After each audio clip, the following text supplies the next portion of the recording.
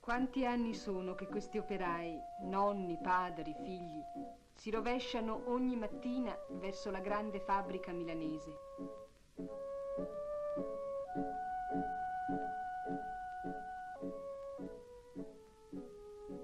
Filippo Carcano li aveva dipinti in sosta davanti al cancello, nel momento in cui si ruba ancora qualche attimo alla libertà, già nel 1891, all'epoca di una delle grandi esposizioni che hanno fatto grande Milano.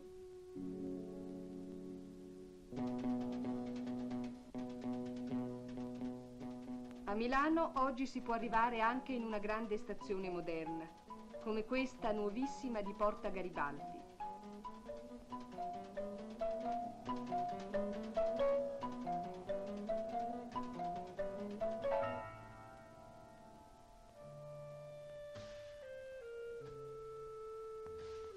Ma chi arriva non è molto diverso da quello che giungeva, pendolare anche allora, emigrato anche allora, nel fumoso tunnel dipinto da Angelo Morbelli nel 1883.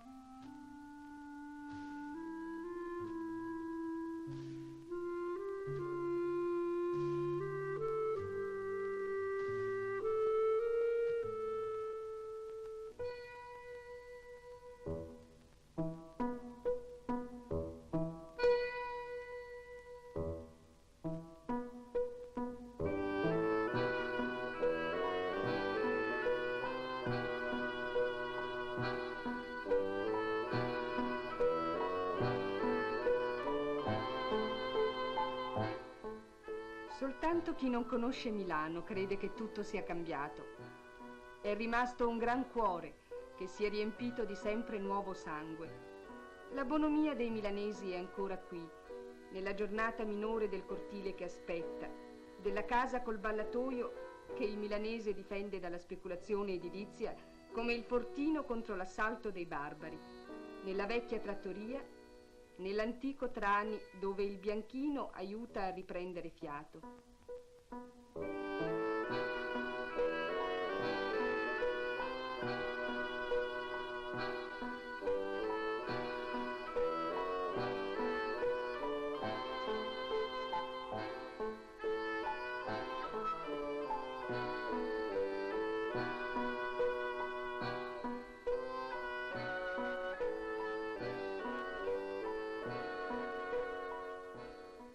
Per chi la cerca, l'osteria della Cazzuola, dipinta da Angelo Fermini 80 anni fa, c'è ancora.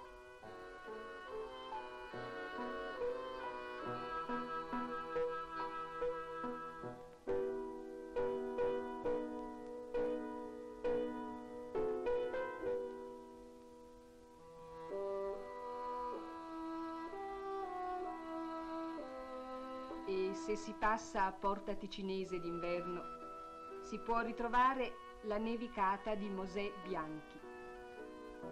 Per i milanesi dei tempi di Mosè Bianchi, i passanti di piazza Borromeo facevano lo stesso effetto. Nonni un po' buffi, ma tanto cari.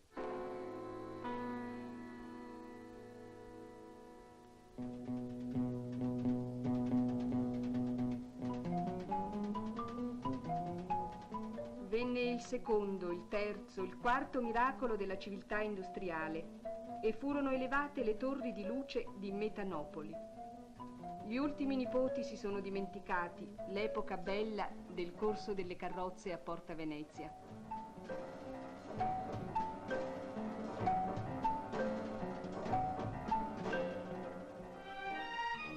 Il tempo libero è diventata la nuova illusione dei nuovi non liberi. Il bagno di Diana, che l'architetto Pizzala descrive tra l'Olimpo e il parco, diventa la gioiosa piscina della gioventù a caccia di sole puro.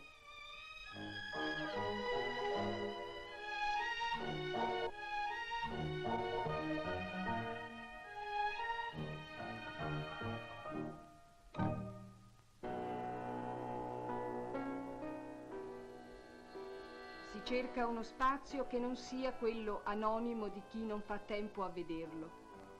Forse nell'ultimo naviglio di Porta Ticinese la dimensione umana regge ancora.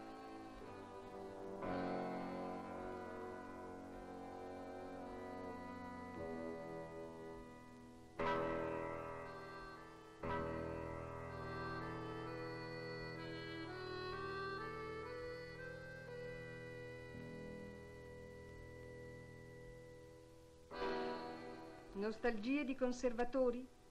Come si fa a Milano ad avere il tempo di pensarci? Da questo ponte della Ghisolfa passano ogni mattina migliaia di macchine che lo intasano. Sotto il ponte sfrecciano i treni che entusiasmavano Boccioni e gli avveniristi del passato. Sironi aveva voluto, finite le illusioni, scolpire il nuovo medioevo dell'età industriale. Le fortezze di cemento, l'uomo solo in mezzo a tanti uomini soli.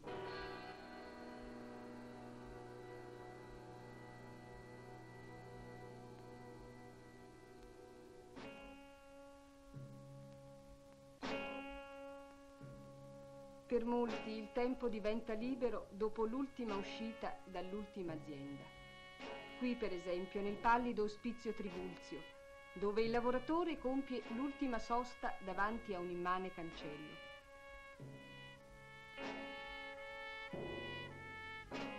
Dai tempi dei famosi quadri del Morbelli, delle cucine popolari del Pusterla, i milanesi hanno fatto tanta strada su mezzi più veloci, con contratti sindacali migliori, con speranze che sono diventate anche certezze.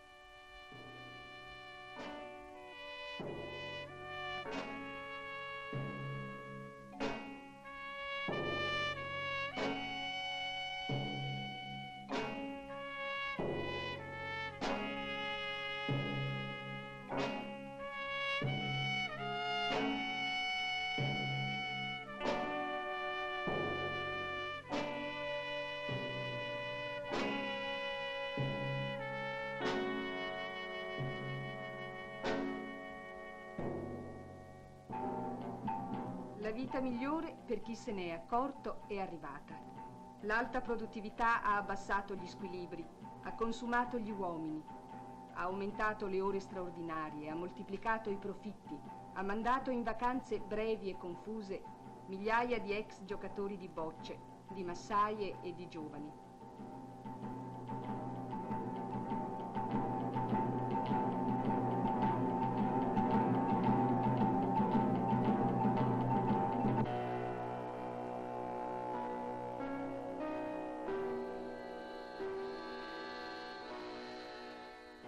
Ma la città è invecchiata tra un ingresso e un'uscita, tra un arrivo e una partenza, giorno dopo giorno.